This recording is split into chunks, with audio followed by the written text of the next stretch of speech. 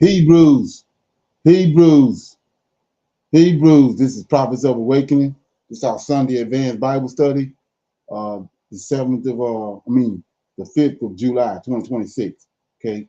My main topic for today's class is white supremacist groups, Patriot Front marches through DC. So we're gonna talk about that and you know dialogue on it. Okay.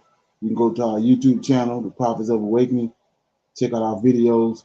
We have over 1,000 or so videos that you can look at, examine, get the meat out. And these videos lead you to the truth of the Holy Scriptures. And if you like what you're hearing or receiving, I'm asking you to like, share, and subscribe to the channel. It'd be greatly appreciated. Okay. And for those that want to support the channel, we have our Cash App at the bottom of the screen. That too will be greatly appreciated. Okay. This channel was created to aid and assist our Hebrews who are waking up to their true identity and also understanding who their Savior and their Redeemer truly is. Okay. And for those that don't know, this is a non-Messianic channel. We deal with the Tanakh and the Torah. Tanakh being the Old Testament, Genesis to Malachi, and the Torah is the first 5 books of the Old Testament that was given to Moses by our Savior and our Redeemer and our Deliverer, the Lord of Hosts. Okay. Shalom and welcome to this channel and welcome to our Sunday Advanced Bible Study. Okay. We're going to do our normal, which is a moment of silence, a prayer, the Psalms. We have some current events, some need to know information, some dialogue. Our topic for discussion is, like I said earlier, we'll be dealing with these events that just took place with a group called Patriot Front march to Washington, D.C., right? We're going to check it out. Got a video on it, a couple of videos, okay? But I got one for class, okay? So, like I said, then our scripture reading will be out of Numbers. We're going to read our 5 chapters, 21, Numbers 21 through 25. We're going to read each chapter like we normally do every Sunday and break each chapter down. Then we'll talk about it and we'll move on. Then we're going to pick a scripture like we normally do. We'll break that scripture down. Then we go into our Q&A. Anybody with any questions, any comments, any dialogue, or any testimonies, we'll deal with that and then we'll close out. Okay? So this moment of silence is for the Lord of hosts and all that he's doing to bring about our prophesied deliverance in these last days. Okay? Oh Lord, we thank you for your great mercy and your great power and your wisdom. And we tarry waiting for your powerful deliverance of your people Israel. Oh Lord, you have given us insight into the scriptures of our forefathers. And you, oh Lord, have directed us to who you are and your role in the goings on of heaven and earth. And we come this day doubtless that you will appear and that you will gather your nation from among these wicked Gentiles. Tarry not, O Lord, latter days are here, and we are waiting and watching for you. Peace be unto you. Okay? Let me read the song very quick.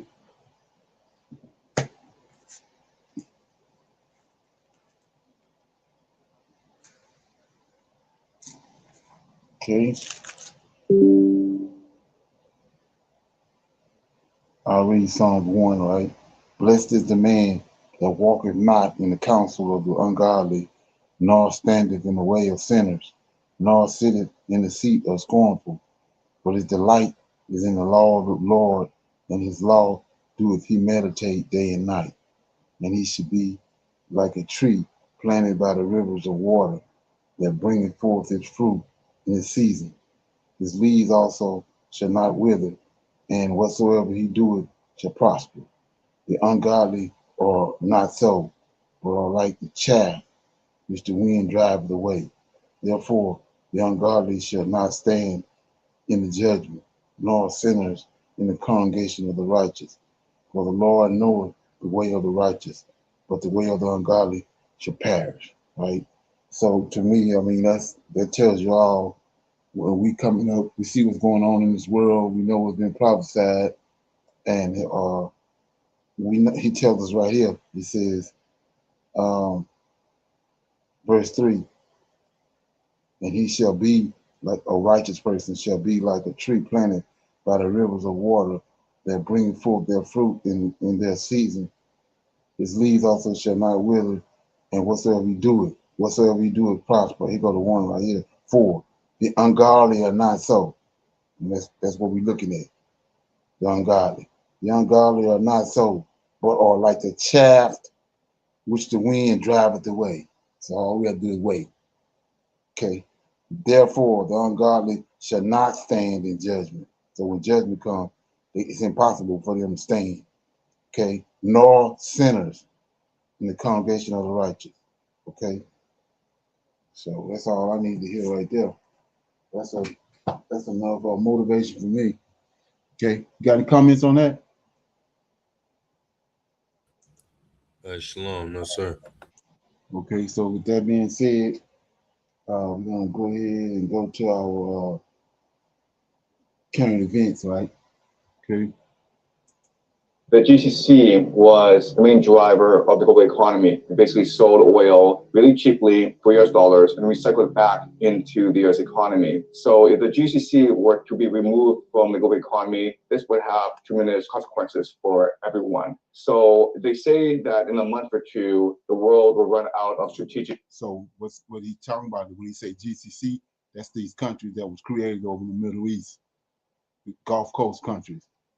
You know, ones like Dubai, all of them all centered around the petrodollar and the deal that was made with them that the U.S. will protect them no matter what happened. But that's since this Iran war started, they haven't been protected, so they going away. And like he's saying, it's going to cause tremendous effects in America. But here you go. Fuel reserves. And this is going to run a lot of airplanes. The bigger issue is that the Strait of Hormuz provides the world with 1/3 of its fertilizer. And right now it's growing season around the world. So it's very possible that in 5 months, 6 months time, we see widespread famine all around the world, especially in Africa. So the geopolitical consequences of what's happening in the Strait of Hormuz, they cannot be overstated. And unfortunately, the world is not at all prepared for the radical economic geopolitical consequences of what's happening right now. So right now, Iran has exerted control and sovereignty over the Strait of Hormuz. It's collecting tolls de facto, and no matter what, they won't give it up because they can use the Strait of Hormuz to reconstruct their economy, to industrialize it, and to build stronger trade relations with China and Russia. So if status quo stands, then Iran has a lot to benefit.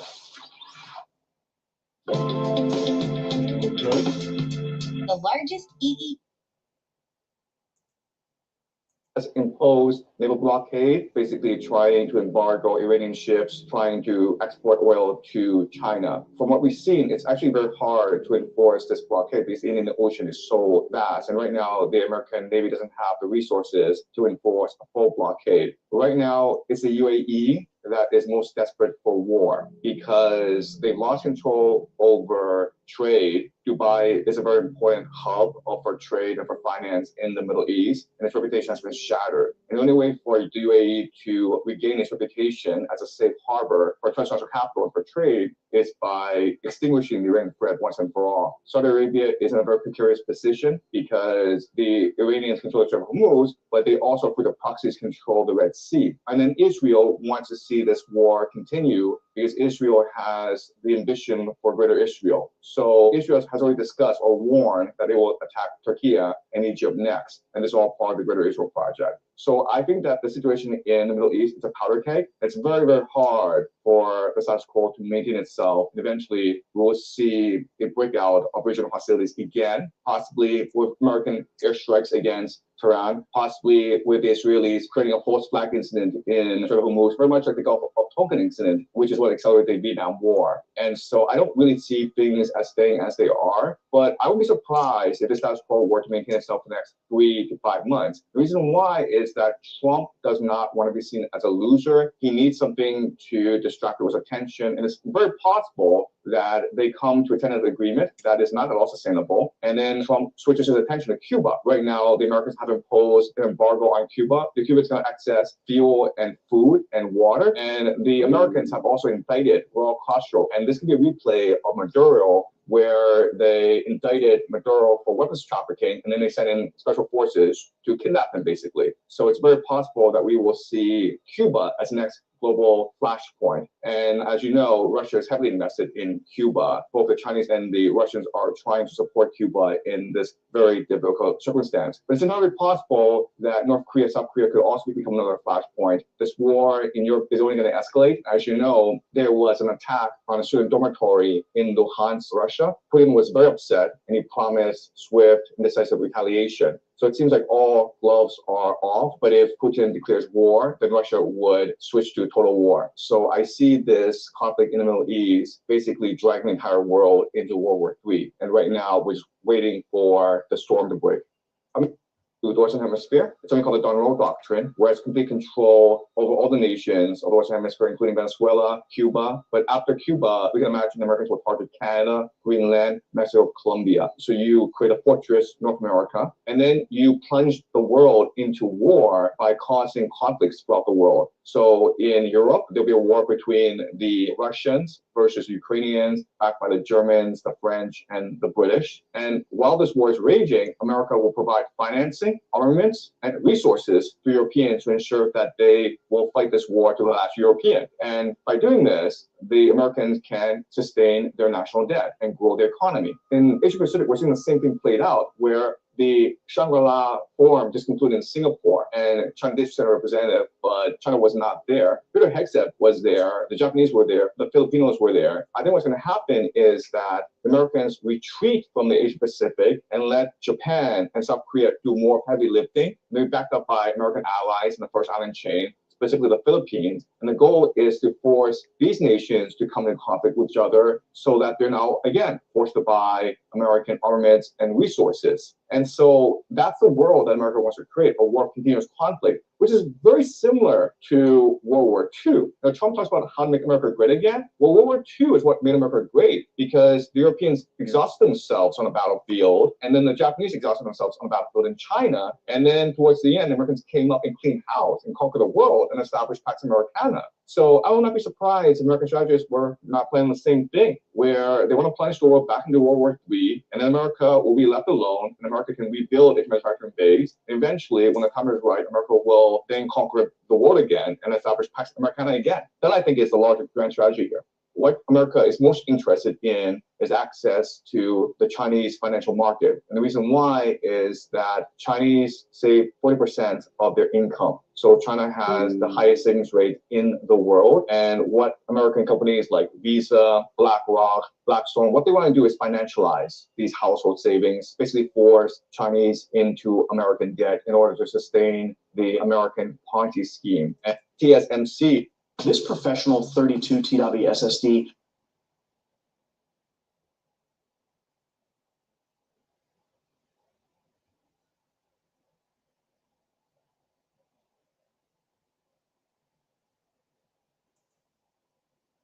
Taiwanese semiconductor company, they've opened a factory in Arizona. So America is perfectly willing to sacrifice Taiwan, but it means that it's able to access China's financial market. So President Xi has said that he will visit America in September. And there are rumors that at that time, China will announce a $1 trillion investment in American manufacturing, meaning some of China's leading EV manufacturers will move to America and open factories. So I think a grand bargain is afoot. And I think a condition of this grand bargain is to settle the Taiwan issue. So I think that both the United States and China would want a peaceful resolution to this Taiwan issue. But there's a problem. The problem is Japan. Because if Taiwan were to reunify with China, China would now have access to the Pacific Ocean. The first island chain will be destroyed, and China now can have a blue water navy. This is a direct threat to Japan's interest, because Japan is primarily a naval power. It is primarily dependent on the outside world for imports and resources. And if China were to establish a very strong blue water navy, it could blockade Japan. So there's actually no way that Japan would countenance a reunified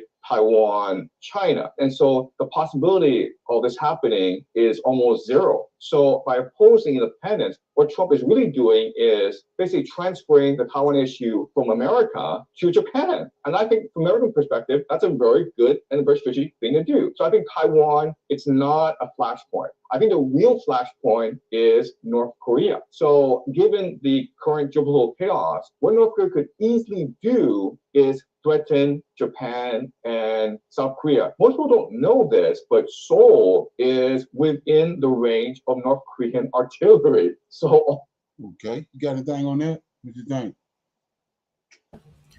Shalom, brother Leonard. I think it's interesting to see all these countries involved in what he was breaking down there, just how the Edomites know all these conflicts are going on Exactly. throughout the world. Yes, sir. And Yeah. they ready to just hitting the button on them, making it worse. Right. Exactly.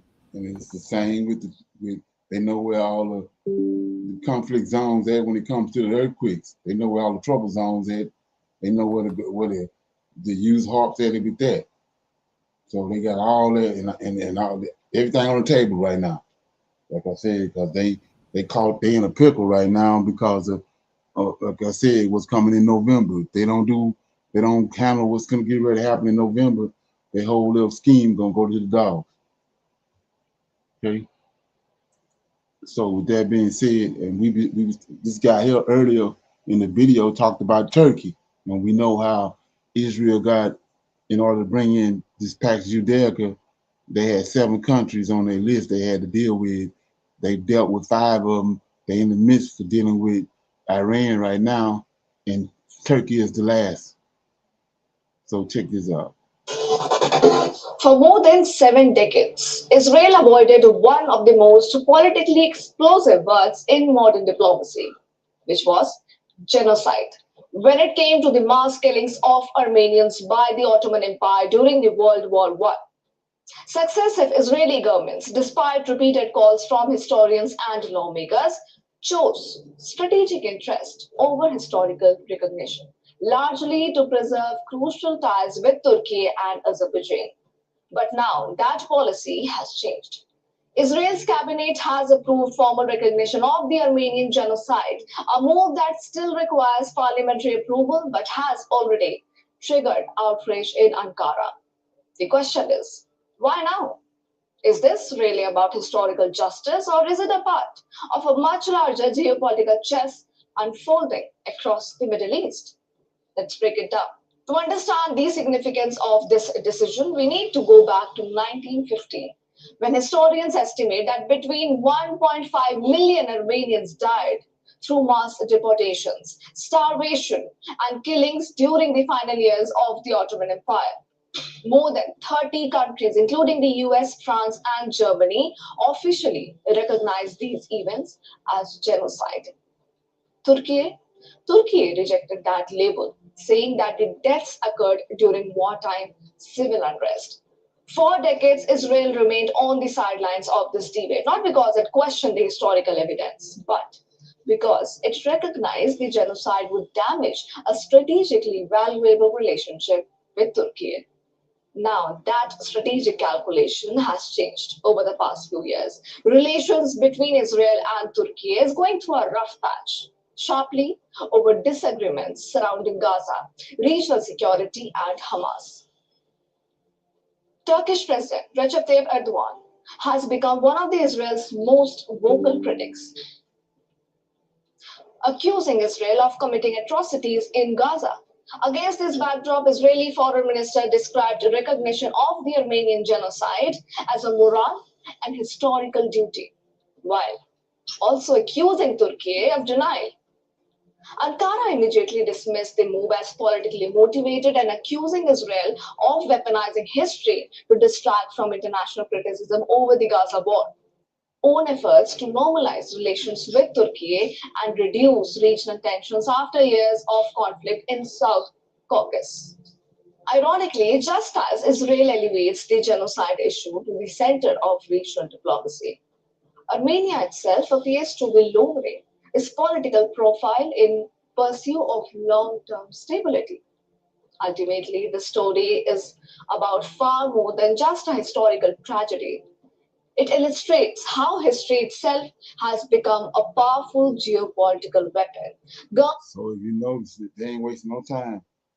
They beating us up with this propaganda machines they had set up as if Israel is in a bad place. But at the same time, how are you in a bad place and you sitting there already moving in to try to start a conflict with Turkey. Okay. Got any comments on that?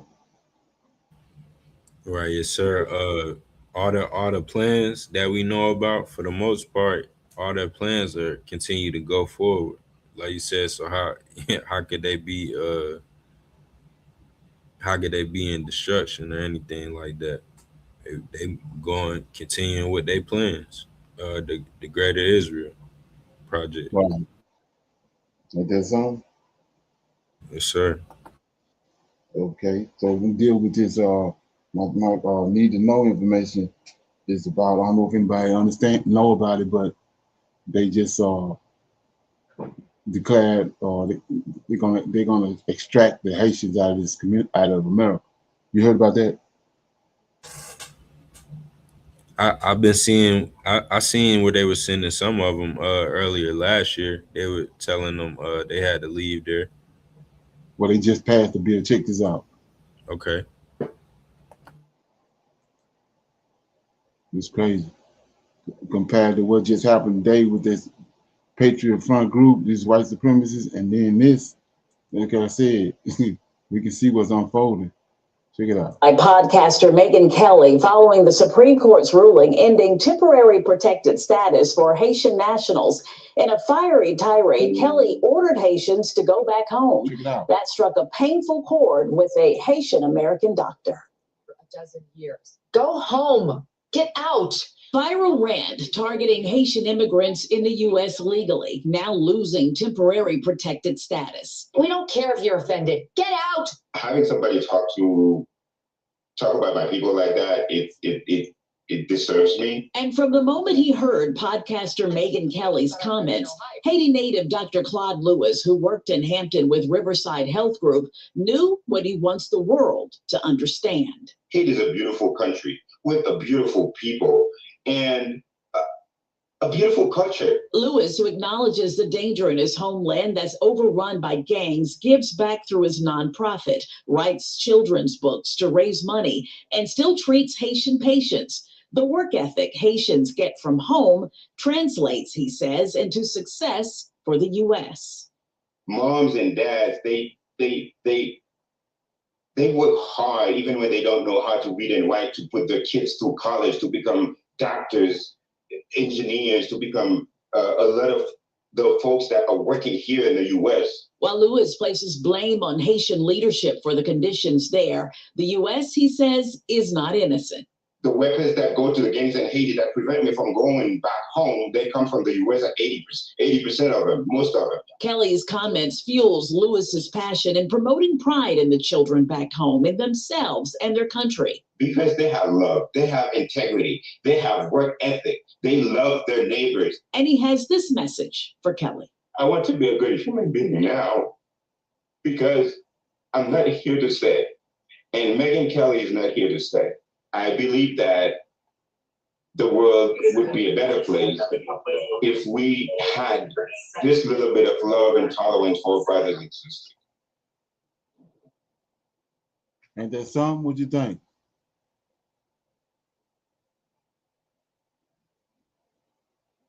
Okay. Shalom, brother Leonard. All the way from the world famous lodge in Dallas, Texas. What you got? I was gonna ask you what's going on here. Oh, they just passed a law saying to get rid of the Haitian people out of America. Oh, out of America. Okay. And so I had seen, my fault, when I had spoke earlier, they had I was seeing last year they was kicking Haitian people out of Haiti. Right. This out of America. This is why I was saying the other day, a couple of days ago, about Pastor Manning coming into effect. Right. Yes, sir. This is what it is. And this tied to the citizenship thing they trying to do. All is tied together. And like I said, when you understand what has to be done before November, you can see how all this stuff ratcheting up. I mean, then you got this boldness that they got. Like I said, what just happened today with this white supremacist group and what this woman just said. I mean, where is this boldness coming from all of a sudden? You know, and then you go back to the TikTok thing where they said that Israel is paying, Israeli influencers all this money to do shit. So where all of a sudden you getting this boldness from all of a sudden? Where is it coming from? Is they being coerced to do it? Okay, Right. Check this out. Typhoon Bobby. It has rapidly intensified, a textbook case of what a super typhoon looks like here in satellite imagery. That classic buzzsaw setup just towards the east of Saipan, Rota, and Guam, looking right down the barrel of this storm system. I know I sound like I'm hyping it with some of these strong words, but this is a serious storm. So in this update, I'm going to break down some of the impacts here, what we're going to be expecting, and just how serious this is. This passes over the day after Independence Day. A lot of people probably want to celebrate out here over part of the United States. For our friends back in the United States, this is America, Guam, Saipan, and Rota. 260 km/h winds expected according to JTWC. 250 miles an hour winds. Is destructive. 150 knots to 172 miles per hour is this peak here with this storm. Compare that with like Haiyan, it is just shy, about the same intensity of Sinlaku, but remember, Sinlaku peaked about the day prior to moving over the Mariana Islands, and the other thing, it was moving a lot slower, and that's also going to be one of the big factors in this storm system and how it's up. It is going to get picked up by that trough and turn towards the north. You can see a little bit of a nudge there in the last frame. Problem with that, it comes right at Taiwan, Ishigaki, Miyakojima, all looking at potentially a super typhoon out there. And then on the backside, it starts to enhance the southwest monsoon across the Philippines. So for Sunday and into Monday, damaging winds out here in Guam, potentially as that storm passes overhead. Also want to remind you your sunrises. So we're going to keep our eye on it. You heard about that, right? Right, yes, sir. Okay, so with that being said, like I was saying, just today, they had, yesterday, if I'm not mistaken, they had a white supremacist group that marched all over, in D.C. Check it out. And like I said, where is this coming from? Who encouraging it? Okay, so here we go. Check it out.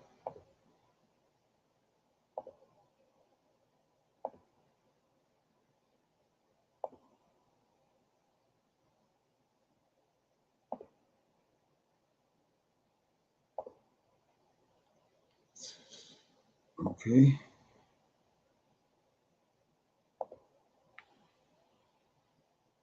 Today, an alarming scene unfolded in Capitol Hill this morning as hundreds of members of the white supremacist group Patriot Front marched through D.C. The group moved throughout neighborhoods in the district wearing face coverings, carrying American and Confederate flags, and it caught many off guard. Our Sarah Robinson spoke with people who woke up to the march and say that they were shocked and unsettled by what they saw. People living along 6th Street near C Street say they woke up to the sound of hundreds of people marching past their homes. At first, they thought it was a parade, so they started taking photos. But their reaction quickly changed to shock and fear when they realized it was the group Patriot Front. Yeah, that way they don't have to keep them. My reaction is that's gross. Yeah. Ew. We don't need that. Getting all this bullshit. The symbols of hate. All of a sudden. A group of hundreds of men wearing face coverings, navy blue shirts, and khakis was seen marching through the streets of D.C. from Union Station to Eastern Market. I think I would be curious as to where that where their patriotism comes from and what they think that they're celebrating in America, especially on this weekend. Get out! The group was seen carrying flags and iconography associated with Patriot Front. Patriot Front is a white supremacist organization. Luke Baumgartner is a research fellow with the George Washington University program on extremism. What's the point today? What's the point? National independence. Come on. The representation of the nation's cause and our people's interests. But they do like to crouch themselves in this patriotic veneer. They use the Betsy Ross flag, they use the red, white, and blue colors to evoke this feeling of Americana. And basically what they're trying to get at is spread their message that America is a place for only white people. The masked group handed people WUSA 9 spoke with these flyers, stating they, quote, stand against gender hysteria, the murder of the unborn, the corruption of youth, and the assaults against the institution of marriage. They don't want to be identified. They have jobs, they have families. It's unpopular to say, but they are sometimes normal people with careers and lives, and being publicly identified with groups like this puts that at risk. DC police sent WUSA 9 a statement on the march saying in part, quote, MPD recognizes the rights of individuals to peacefully express their views and remains committed to maintaining public safety. Neighbors tell me they are thankful that the march passed without any major confrontations or acts of violence, and they're hoping the rest of the holiday weekend remains peaceful. Reporting in Capitol Hill, I'm Sarah Robinson, WUSA 9. If you're worried about someone breaking into your car and still being able to start, what do you think? Shalom, Brother Leonard. To me, right, when I'm listening and watching your clip, even the tone of the reporting of the clip is like it's okay. You know, when you look at protests, like even the protests, like the 50-50 Kings thing and stuff like that, when the media covers it, you could tell that the media, even though they set those protests up, they're against those things. But as I was watching these clips, they weren't necessarily, a few of the people in the clip were outraged, but not the people reporting it. They weren't outraged, so that, like you said, where is this message coming from for these men to walk around like that with these masks up? That's uncomfortable to normal people, Right. And then what was the blacks? Right, yes, sir. They in DC. Okay. Right. So check this out. Okay.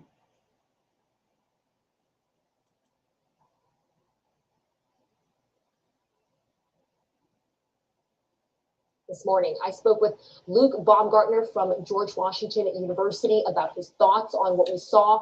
He is a researcher in their program on extremism. Luke Baumgartner, thank you so much for being with us this morning. You've done extensive research on extremism and white supremacy. What do you know about the group Patriot Front, their motives, and how they operate? So up front, Patriot Front is a white nationalist and white supremacist group that's been around for nearly a decade now. They sprung out of a splinter group from another group called Vanguard America that was present at the 2017 Unite the Right rally in Charlottesville, Virginia. And it was taken over by one of their members through a hostile takeover. Since then, they've grown significantly in popularity and in size.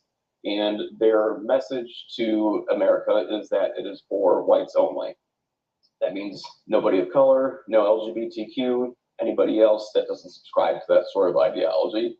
And their slogans and their iconography really conveys as much. What do you think are the solutions to tackling this rise in extremism and hateful rhetoric and anti-people of color and things like that? How can people be tackling this issue? A lot of it comes down to social media regulation and enforcement of rules.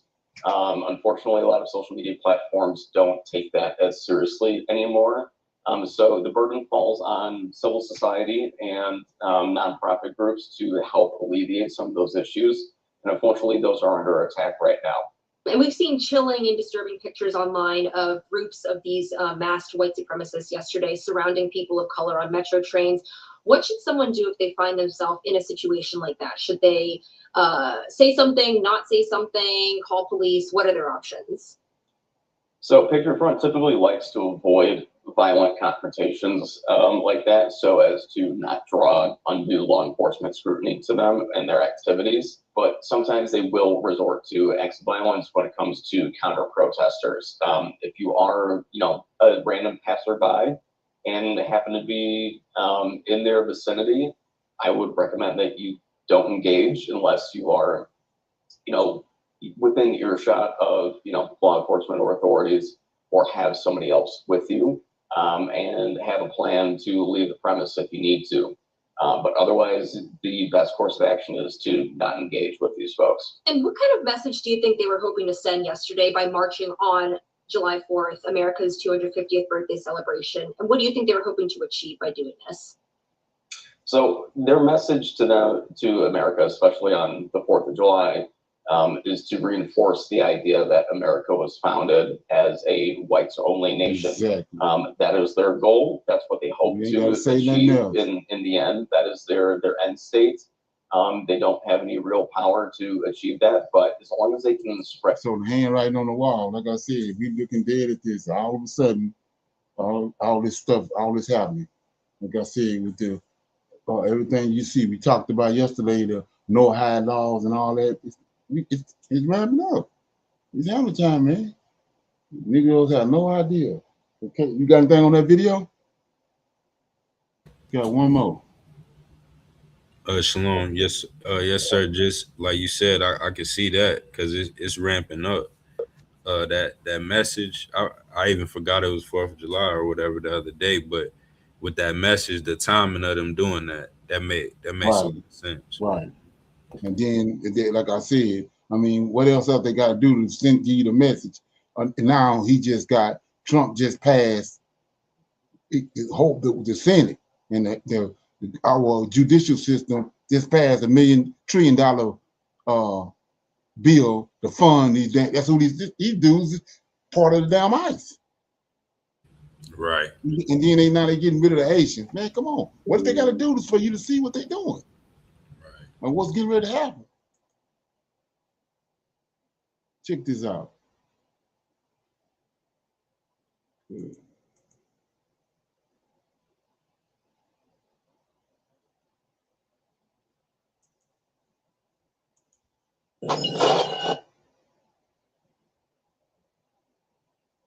What's up, family?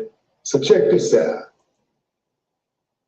Those are white nationalist, Patriot Front members marching on our Capitol.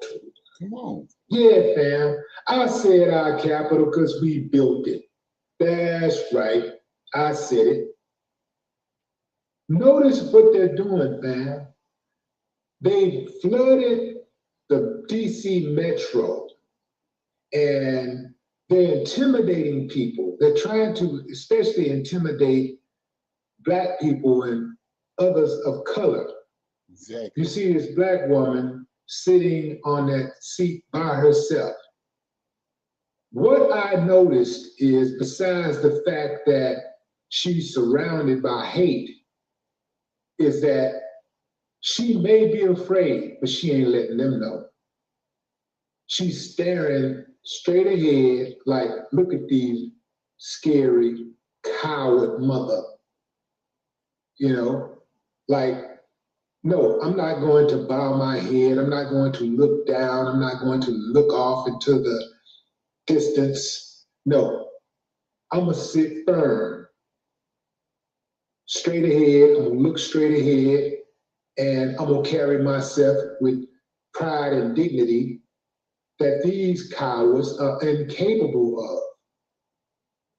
See, the reason why they hide their faces, fam, is because they don't really believe these convictions that they hold. Right. They cover their faces. It's wicked as hell.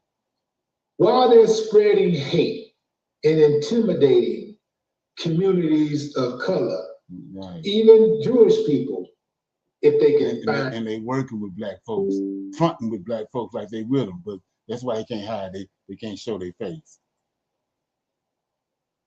And they're Jewish. They cover their face and they go out and they try to intimidate people, all while shielding themselves from responsibility. Exactly. This anonymity protects them from being exposed to their families, employers, and their communities. Yeah, fam.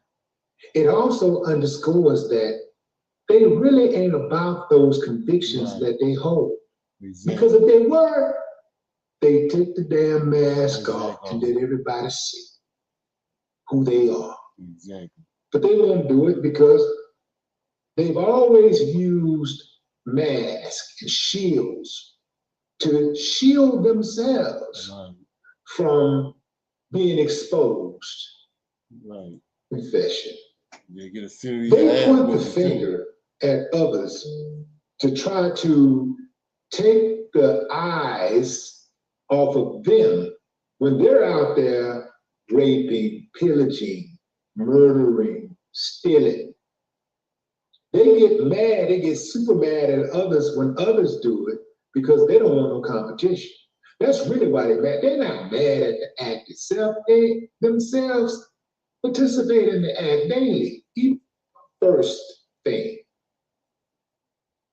You got people who are raising ethical concerns because these people got these different fundraiser tiers out there where they're spending high dollar on certain items that's associated with the president. You got mass artist boycotts. Who would want to perform at America's 250th anniversary? America's 250th birthday party. Artists signed up. Once they figured out it was Trump and it was partisan, they said, no, I don't want no part of that. So you can't even get real artists to perform.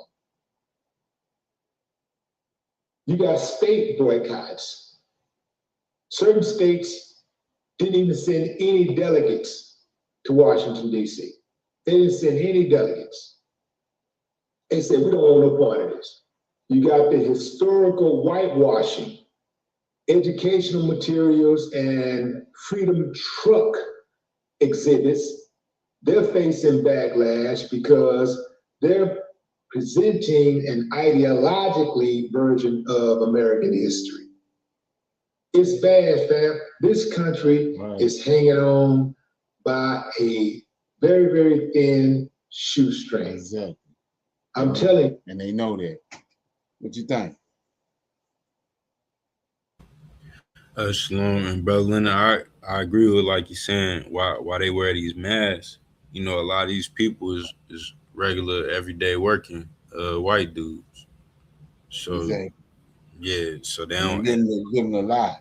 Because if you take that mask off and where you at, people gonna see that you perpetrating a fraud with them. And like I said, if you're dealing with some real black men, you're gonna get a serious ass whoopings. That's why they don't want to. That's why they don't want to nobody show their face, because they don't want to deal with you. Once they see this and see what you is, they don't want to deal with you. So that's why they hiding. Right. And this been going on since we've been here in America. Negroes showing them allegiance, but this how they really feel. This who they really are. And Negroes showing, like I say, with the New Testament, all that. It's crazy, man. But anyway, another thing I was seeing when I was looking at this, how they always emulating everything we do. So to me, when you go look at the video, it's almost like them trying to emulate these Hebrew Israelite groups, like especially IUIC, where they come with all the dudes, you know what I'm saying, marching all over the place. You know what I'm saying? Right, yes, sir. Being counter this. Yeah, except them brothers they ain't covering their face up. These clowns got their face covered up. Right, exactly. Yeah. They're always trying to emulate us. Okay. So with that being said, we're gonna go ahead and read our 5 scriptures, our 5 chapters. We're in the book of Numbers. We're gonna read chapters 21 through 25. Okay. You gonna start reading, AJ? Right, yes, sir.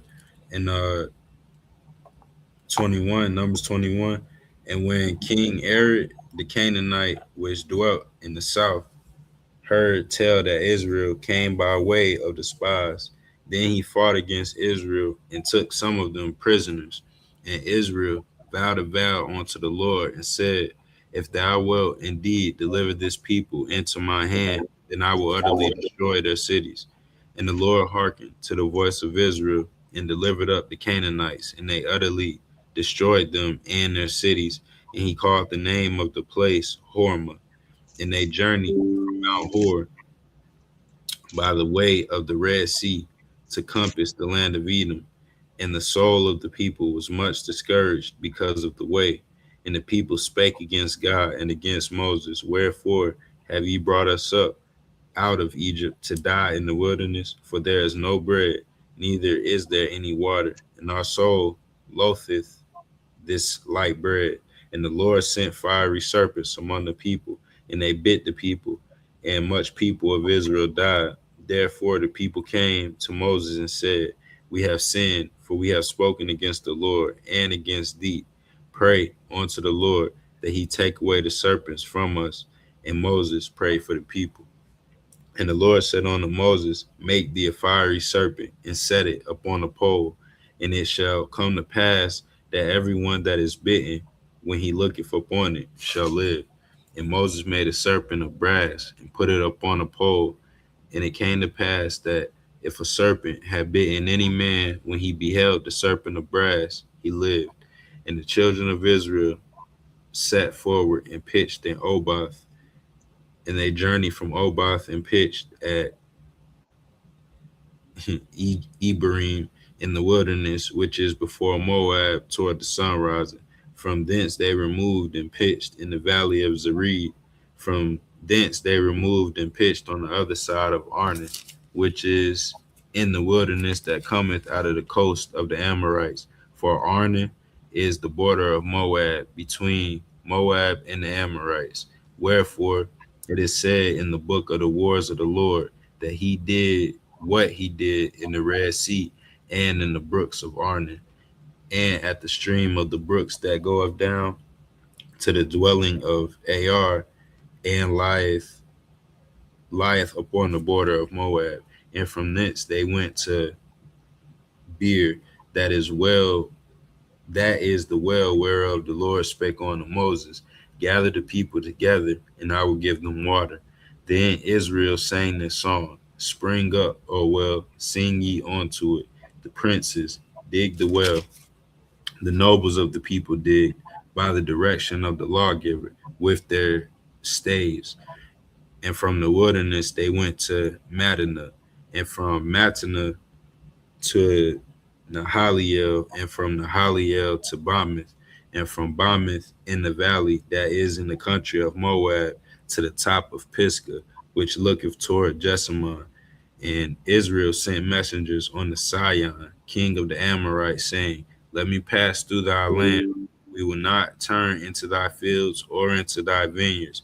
We will not drink of the waters of the well, but we will go along by the king's highway until we be past thy borders. And Sihon would not suffer Israel to pass through his border, but Sihon gathered all his people together and went out against Israel into the wilderness. And he came to Jahaz and fought against Israel. And Israel smote him with the edge of the sword and possessed his land from Arden unto Jabbok, and even unto the children of Ammon, for the border of the children of Ammon was strong. And Israel took all these cities. And Israel dwelt in all the cities of the Amorites, in Heshbon, and in all the villages thereof. And Heshbon was the city of Sihon, the king of the Amorites, who had fought against the former king of Moab, and taken all of his land out of his hand, even unto Arnon. Wherefore they that speak in Proverbs say, come into Heshbon, let the city of Sion be built and prepared. For there is a fire going out of Heshbon, a flame from the city of Sion. It hath consumed Ar of Moab, and the lords of the high places of Arnon. Woe to thee, Moab! Thou art undone, O people of Chemosh. He hath given his sons that escaped and his daughters into captivity, into Sihon, king of the Amorites.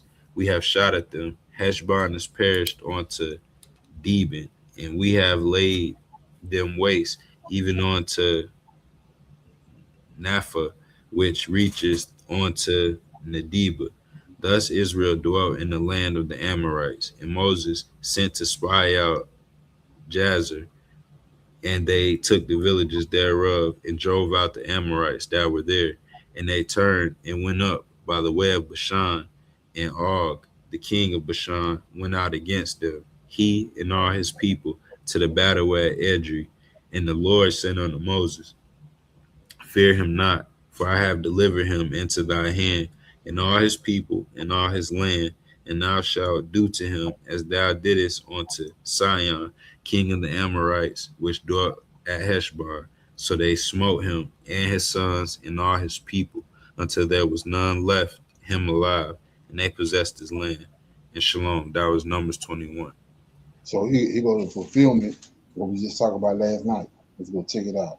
We was looking at it, Genesis chapter 15. Check it out.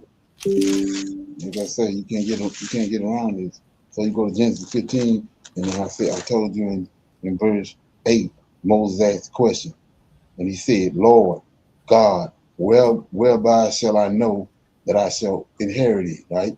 And then he said unto him, take me a heifer. We read all that. Then he get down to 13, and he said unto Abraham, know of a surety that thy seed shall be a stranger in the land that is not theirs, and they shall serve them, and they shall afflict them 400 years, right? And also that nation whom they shall serve will I judge. We know that's Egypt. Afterwards they shall come out with great substance. That happened. 15. So all this happened, and then, but it ain't tied to America. Then 15. And thou shalt go to thy fathers in peace. Abraham gonna go to that father. Thou shalt be buried in a good old age. But in the 5th generation, they shall come hither again. They there, right here in Numbers. They come out of Egypt. He destroyed Egypt. They came out with great substance, and they coming back to the land of Canaan, not to America. And then look at this. And thou shalt go to thy fathers in peace, and thou shalt be buried in a good old age. But in the 4th generation, thou shalt come hither again, back to the land of Canaan. And the iniquity of the Amorites is not yet full. That's what Moses and them doing right here. Dealing with the iniquity of the Amorites. You see that? Right, yes, sir. Can't get out of it. This ain't no America. Right. Right. Right there. This is fulfilling what we just read in Genesis chapter 15 last night. Okay. Sure. You got something on that? You want to read 22 or? Okay, right. Yes, sir. I'll keep going. Balak summons Balaam, and the children of Israel set forward and pitched in the plains of Moab on the side of Jordan by Jericho. And Balak, the son of Zippor, saw all that Israel had done to the Amorites. And Moab was sore afraid of the people, because they were many. And Moab was distressed because of the children of Israel. And Moab said unto the elders of Midian, Now shall this company lick up all that are round about us, as the ox licketh up the grass of the field. And Balak, the son of Zippor, was the king of the Moabites at that time. He sent messengers, therefore, unto Balaam, the son of Beor, to Pethor, which is by the river of the land of the children of his people, to call him, saying, Behold, there's come out from Egypt. Behold, they covered the face of the earth, and they abide over against me. Come now, therefore, I pray thee, curse me this people, for they are too mighty for me.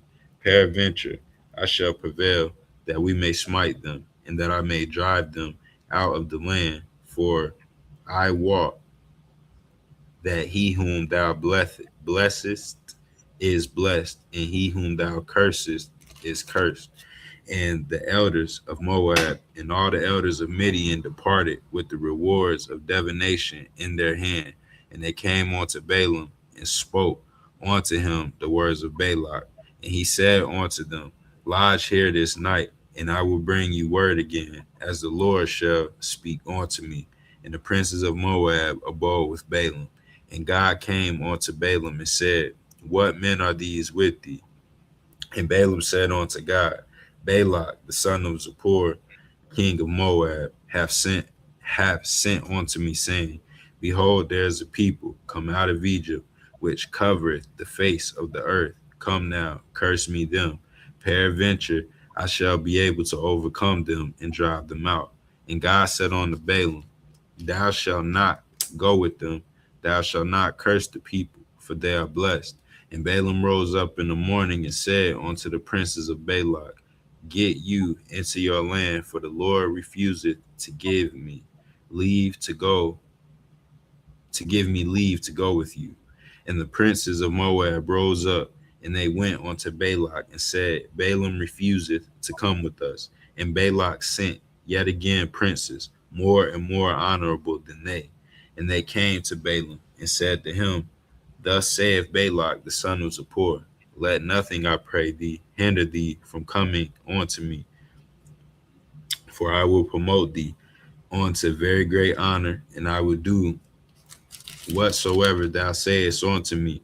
Come therefore, I pray thee, curse me this people.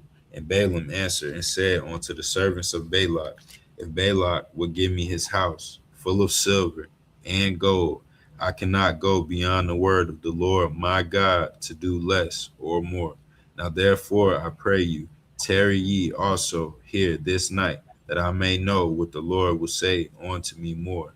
And God said unto Balaam at that night, God came unto Balaam at night and said unto him, If the man come and call thee, rise up and go with them. But yet the word which I shall say unto thee shall shalt thou do.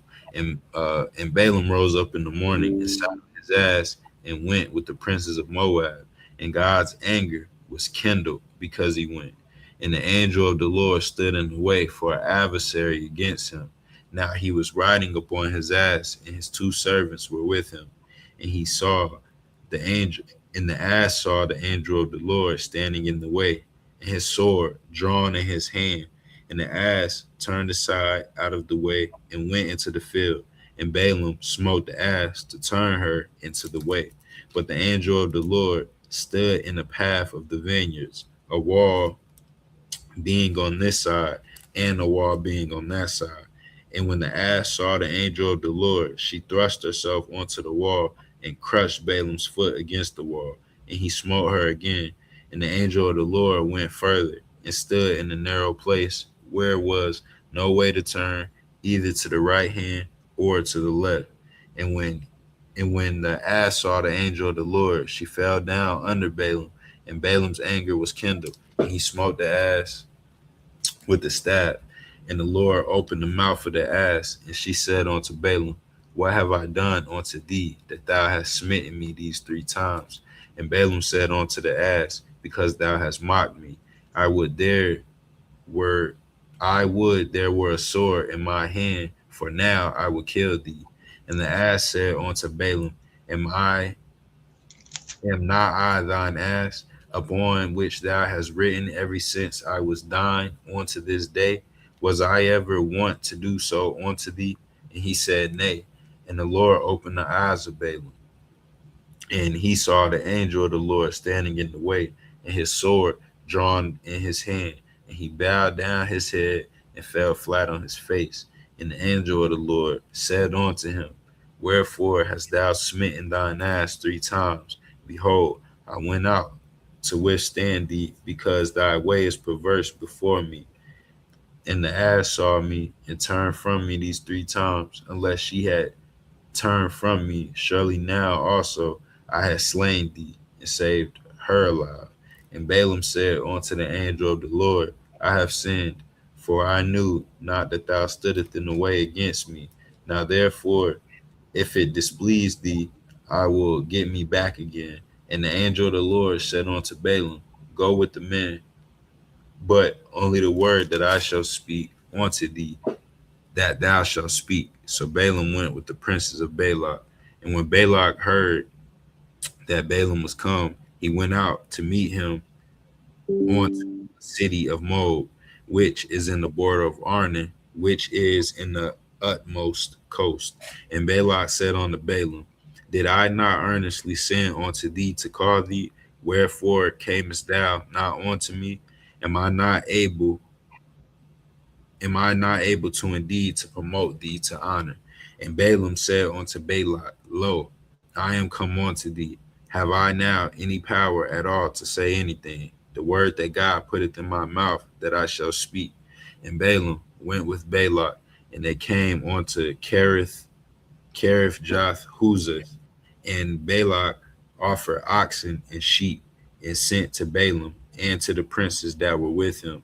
And it came to pass on the morrow that Balak took Balaam and brought him up into the high places of Baal, that thence he might see the utmost part of the people.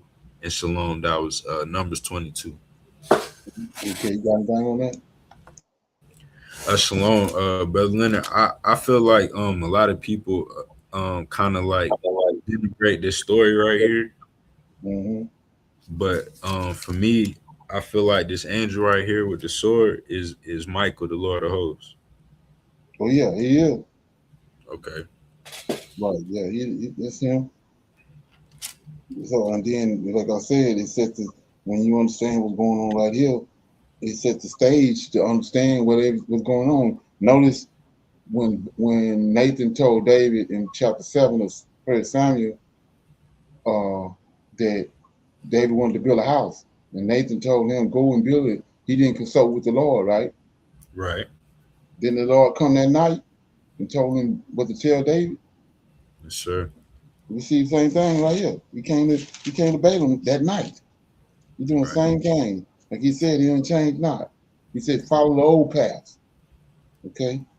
Mm-hmm. So he doing the same thing with that he did with Nathan, he doing right here with Balaam. Okay? Right. You got you gonna read 23 or you good? Yes, sir. I got it. I'll read Okay. 23. And it's Balak and Balaam sacrifice. And Balaam said unto Balak, build me 7 altars and prepare me 7 oxen and 7 rams. And Balak did as Balaam had spoken. And Balak and Balaam offered on every altar a bullock and a ram. And Balaam said unto Balak, stand by thy burnt offering, and I will go. Peradventure the Lord will come to meet me, and whatsoever he showeth me, I will tell thee. And he went to a high place, and God met Balaam, and he said unto him, I have prepared 7 altars, and I have offered upon every altar a bullock and a ram. And the Lord put a word in Balaam's mouth, and said, return unto Balak, and thus thou shalt speak. And he returned unto him, and lo, he stood by his burnt sacrifice, he and all the princes of Moab. And he took up his parable and said, Balak, the king of Moab, hath brought me from Aram out of the mountains of the east, saying, come curse me, Jacob, and come defy Israel. How shall I curse whom God hath not cursed? Or how shall I defy whom the Lord hath not defied? For from the top of the rocks I see him, and from the hills I behold him. Lo, all the people shall dwell alone, and shall not be reckoned among the nations. Who can count the dust of Jacob, and the number of the fourth part of Israel? Let me die the death of the righteous, and let my last end be like his. And Balak said unto Balaam, what hast thou done unto me? I took thee to curse mine enemies, and behold, thou hast blessed them altogether. And he answered and said, must I not take heed to speak that which the Lord hath put in my mouth? And Balak said unto him, come, I pray thee, with me unto another place, from whence thou mayest see them. Thou shalt see the utmost part of them, and shalt not see them all, and curse me them from thence. And he brought them into the field of Zophim to the top of Pisgah, and built 7 altars, and offered a bullock and a ram on every altar. And he said unto Balak, stand here by the burnt offering while I meet the Lord yonder. And the Lord met Balaam, and put a word in his mouth, and said, go again unto Balak, and say this. And when he came to him, behold, he stood by his burnt offering, and the princes of Moab with him. And Balak said unto him, what hath the Lord spoken? And he took up his parable and said, Rise up, Balak, and hear. Hearken unto me, thou son of Zippor. God is not a man that he should lie, neither the son of man that he should repent. Hath he said, and shall he not do it? Or hath he spoken, and shall he not make it good? Behold, I have received commandment to bless, and he hath blessed, and I cannot reverse it. He hath not beheld iniquity in Jacob, neither hath he seen perverseness in Israel. The Lord his God is with him, and the shout of a king is among them. God brought them out of Egypt. He hath, as it were, the strength of a unicorn. Surely there is no enchantment against Jacob, neither is there any divination against Israel. According to this time it shall be said of Jacob and Israel, what hath God wrought? Behold, the people shall rise up as a great lion to lift up himself as a young lion. He shall not lie down until he eat of prey and drink the blood of the slain. And Balak said unto Balaam, neither curse them at all, nor bless them at all. But Balaam answered and said unto Balak, told not I thee, saying, all that the Lord speaketh, that I must do? And Balak said unto Balaam, come, I pray thee, I will bring thee unto another place. Peradventure, it will please God that thou mayest curse me them from thence. And Balak brought Balaam to the top of Peor, that looketh toward Jessamine. And Balaam said unto Balak, build me 7 altars, and prepare me 7 bullocks and 7 rams. And Balak did as Balaam had said, and offered a bullock and a ram on every altar. And shalom, that was Numbers 23. Okay, you got a comment on that? Yes, sir, brother. And I got a question, sir, about why can't Balaam offer these rams on the altar if he's not a Levite? Yeah, I'm under the impression that he is. That's what I'm saying. And also, notice that Balak is a Moabite, right? Right, yes, sir. So they just like Esau. They know our laws, our statutes. See what he's doing? Balak is the one setting up the altars. Yes, sir. I was noticing that. That's why I'm like, hold on, no. Right. And so, okay, go ahead. No, go ahead. No, I'm sorry. Where in verse 7, where it's saying he took up his parable and said, Balak, the king of Moab, have brought me from Aram out of the mountains of the east. Right. So,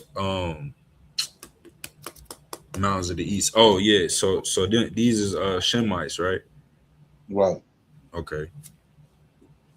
Exactly. Then like I said, go back to what Abraham did with Amalek. We talked about that last night. The 7 rams, right? Okay, right. Yes, sir. Only thing on that is they downplayed the whole process. Balaam's showing you the process. Right. Why he set them 7 lambs aside? Because they were for a sacrifice. Mm-hmm. Mm-hmm. You know what I'm saying? Because remember what Amalek asked him, what are these? What these for? Right. For same thing right here, what Balak doing. And that's shining the light on the Elohim. Like I said, when you understand what Elohim means, he ain't got nothing to do with Yahweh. Elohim is these 7 angels. Come on. And they got to make 7 altars, one for each one of them. You see that? Right. Okay. And then, like I said, Balaam said, I can't, whatever the Lord told me, that's what I got to do. So that means, to me, that's showing me that Balak is righteous. Okay. Yeah, he's saying whatever he did, if he's wicked, he did something else. But he said, whatever the Lord told me, I'm doing what he told me to do. That's what David said. I ain't turning to the right or to the left. And he stuck with that all the way through this whole situation. Okay. Okay. So I'm gonna read. I think these next 2 verses chapter is gonna shine more light on that. So I'm in chapter 24, it says, and when Balaam saw that it pleased the Lord, see that? So pleased the Lord to bless Israel, he went not as at other times to seek the enchantments, but he set his face toward the wilderness. And Balaam lifted up his eyes, and he saw Israel abiding in his tents according to their tribes, and the Spirit of God came upon him. So he's showing him this, like I was telling you, just like over there what I was talking about last night. When Moses went into the vision, he showed Moses all that. They was in Egypt. He showed him that it ain't like it was some top secret. He showed him a vision, like he's doing everything else with all these other prophets. He showed it to Daniel. When he prophesied to Daniel, he showed it. He entered into him and showed it to him. And he's doing it right here. It says 24:2.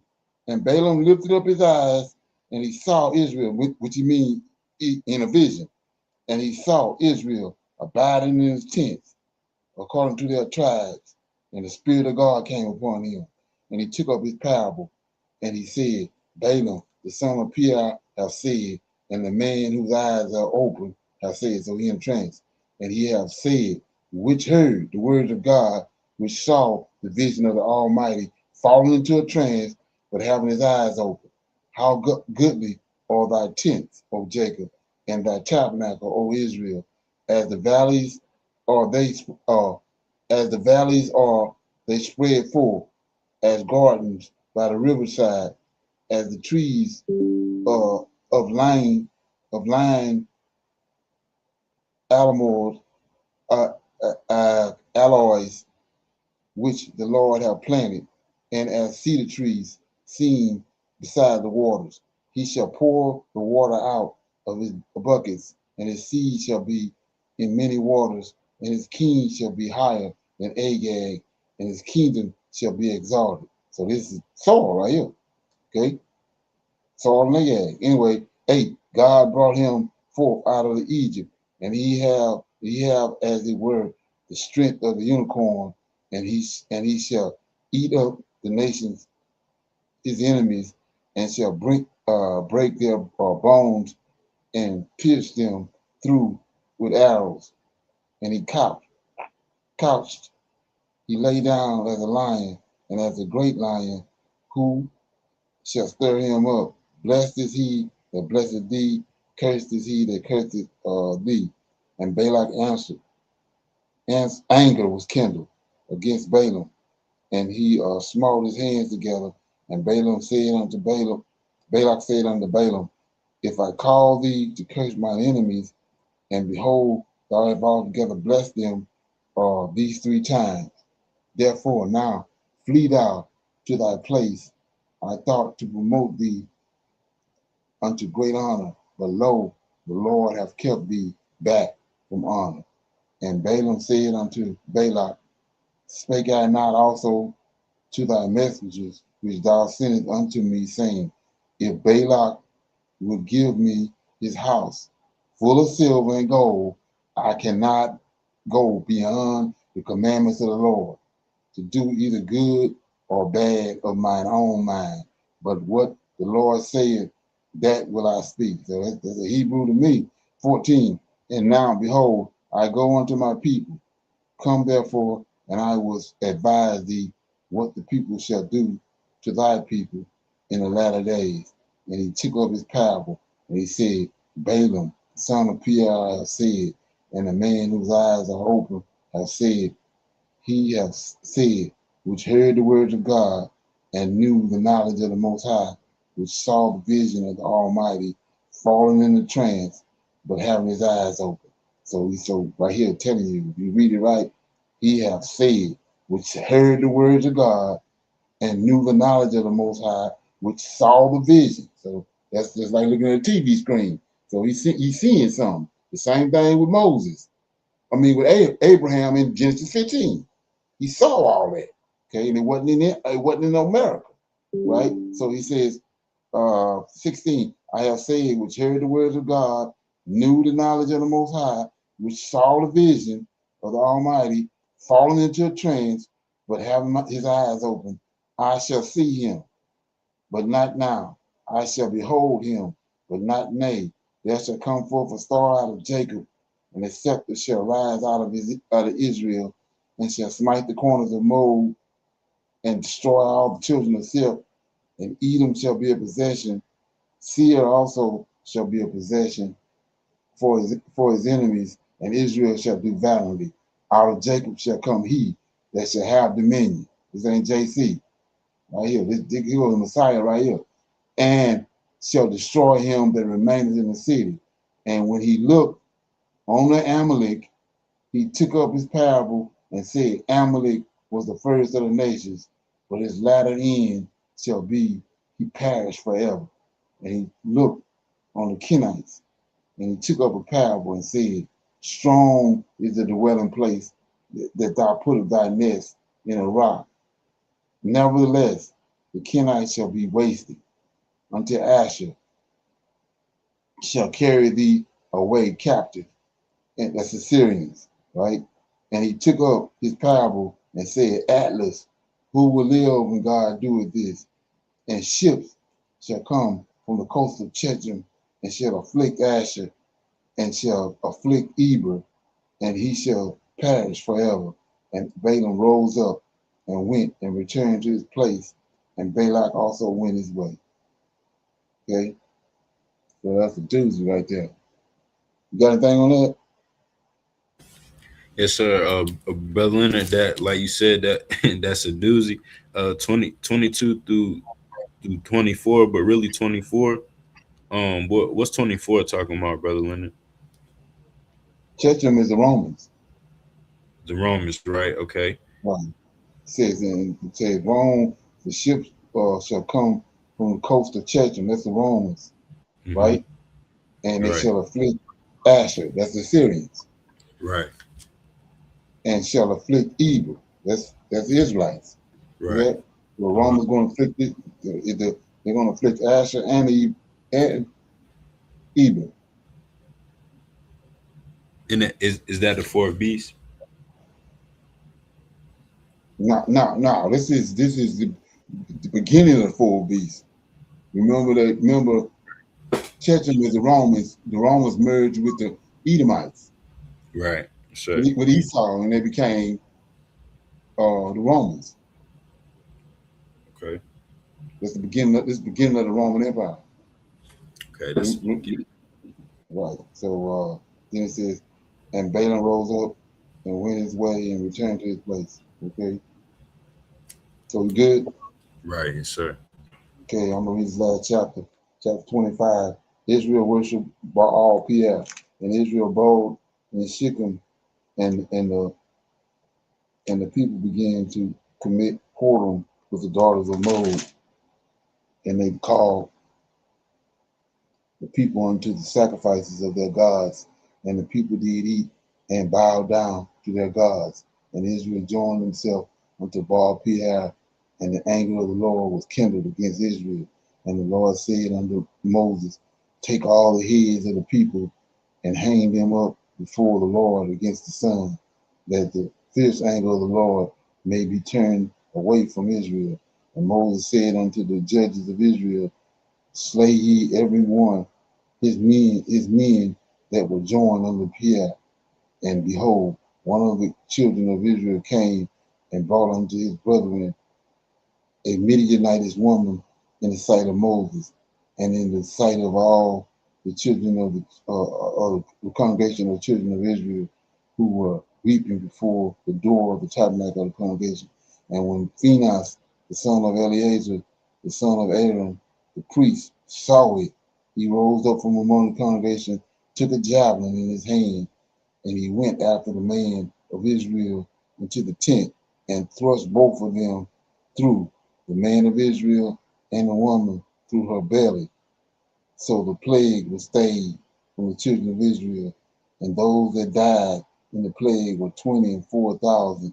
And the Lord spake unto Moses, saying, Phinehas, the son of Eleazar, the son of Aaron, the priest, have turned my wrath away from the children of Israel, while he was zealous for my sake among them, that I consume not the children of Israel in my jealousy. Wherefore say, behold, I give unto him my covenant of peace. and he shall have it, and his seed after him, even the covenant of an everlasting priesthood, because he was zealous for his God and made an atonement for the children of Israel. Now the name of the Israelite is made of Israelite that was slain, even that was slain with the Midianitish woman was Zemar, the son of Shulah, the prince of the chief house among the Simeonites. And the name of the Midianitish woman that was slain was Cosbi, the daughter of Zur. He was head over a people and over the chief house of the Midian. And the Lord spake unto Moses, saying, vex the Midianites and smite them, for they vex you with their wiles, wherewith they have beguiled you in the matter of Peor, and in the matter of Cosbi, the daughter of the prince of Midian, their sister, which was slain in the day of the plague for Pierre's sake. So that was number 25. Okay, and so this is what I was talking about right here about those. I was talking yesterday about the Noahide laws. This is what they trying to emulate right here. What he's the Israelite that he stayed the plague. See what I'm saying? And this the same thing you see in the what they trying to implement or they trying to emulate with the handmaid story. Remember how they would always come out there. They got people dead hanging from the ceiling or hanging on the walls. Right. They trying to emulate what the laws the Most High gave us. That's what's coming with the Noahide laws. They're not the Ten Commandments, but they're the Noahide laws for us, or for the Goyim. You know what I'm saying? And that's why the Roman Empire could never do nothing. See, they got us thinking them was Israelites in the land itself, man. You know that was them. They had this perverted zeal right here. Same thing, the same perverted ass zeal they had, and the Roman Empire couldn't do nothing with them. So that finally they sent Titus and Vespasian in there and ran all of them out and killed the rest of them. But they had already vowed that they was coming back. They came back in 1948. But this it. You would think if you don't know no better, that's the zeal from what the Israelites had. No, it's a perverted zeal.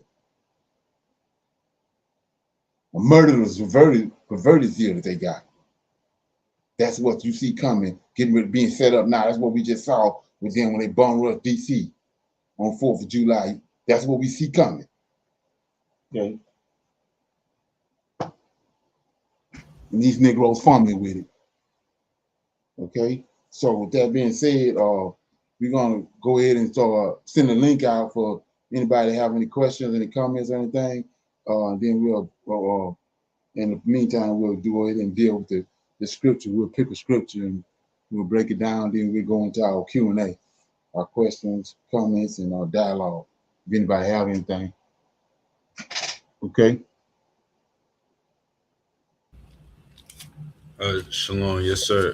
Brother Leonard, for the scripture, excuse me, for the scripture that I picked would be the Isaiah 46. Isaiah 46, and be verses 4 and 5, and it says, my page kind of ripped, and it says, and even to your old age, I am He, and even to hoar hairs will I carry you. I have made, and I will bear. Even I will carry and will deliver you. To whom will you liken me, and whom will you make me equal, and compare me, that we may be alike? And shalom. That was Isaiah 46, verses 4 and 5. Right. So that's another one of those situations where the Lord hosts is proclaiming his role. So and everybody would say they want to, when they hear that, they want to include, when you understand who it is talking, Yahweh not included in that. Right. He's saying he's proclaiming that, like he said, among the mighty. So that's angels. And then we know the angels came down, slept with these women, got giants, and then you got the giants, all that. Nobody can be compared to him. Okay, Yahweh not included. Sure. Okay. So with that being said, like I said, we open it up. Anybody, we sent the links out. If you got anybody got any questions, any comments, anything, any testimony, we're gonna deal with it right here. You got anything, AJ? While waiting to see if anybody else got anything. Shalom, yes sir. But Leonard, back where you was just reading in 25, in Numbers 25, where it's dealing with Phineas, where it's so in the 11, 12, and 13, it says Phineas the son of Eleazar, the son of Aaron, the high priest, Aaron the priest, have turned my wrath away from the children of Israel, while he was zealous for my sake among them, that I consume not the children of Israel in my jealousy. Wherefore say I, behold, I give unto him my covenant of peace. Right? Yes, sir. Right. And brother, and can you kind of break that down? Well, right there, it was a transfer. Okay. It was a transfer to Phineas. If you remember, before that, it was them other two boys. Right. The ones that had strange fire. And because Phineas showed his zeal for the Lord, then that responsibility was shifted to Phineas and his lineage. Right. Okay. Yes, sir. I see what you're saying. Okay. The zeal he showed. Okay. Okay. And then Berlin, another question I got is was Samuel a Nazarite? I mean, I know he was a Levite, you know what I'm saying, Brother Leonard, but I remember when his mom said when he was born that a razor wouldn't go to his head. Right. Yeah. He was a Nazarite. I would say he was. Okay. It's the way she the vow she made before he was born. Then the Most High gave him to her. Then she brought him to the temple. After he was weaned, she brought him to the temple. So I mean, it sounds like a Nazarite to me. Right. Yes, sir. Okay. Mm-hmm. Mm-hmm. And my last one on my last question, Brother Leonard, is a Nazarite. That's not a Nazarene. That's Nazareth, right? Like from the New Testament. Just somebody that's from Nazarene or somebody from Nazareth. No. I think a Nazarite has to do with the vows and all that. The vows of a Nazarite. I think. Right. Yes, sir. You know what I'm saying? Yeah. And then it's more or less when you start dealing with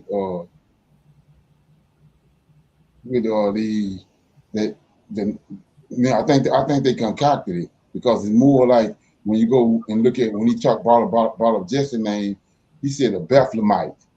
Right. And then Ephraites. Mm-hmm. It wasn't, that Nazarite is tied to, like I said, the vows and the order of the Nazarites. Right. You know Okay. what I'm saying? Right. It's an order when it comes to that. Like I said, Samson was tied to that. Right. Okay. And I don't think they call Samson a Nazarite. No, I mean he was from another tribe, right? And then they call him a Nazarite, but it wasn't they called him a Nazarite because he's from Nazareth.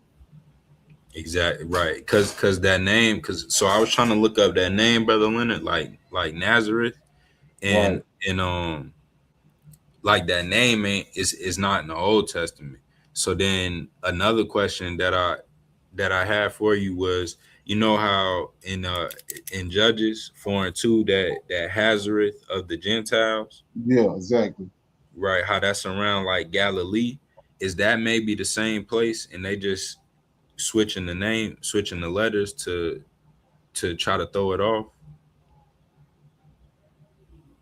Like, Oh well, no, those are the houses for the Gentiles. Those are Gentiles.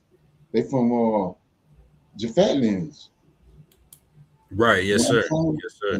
And that's when you Google that and find out what it means, that's exactly what it means.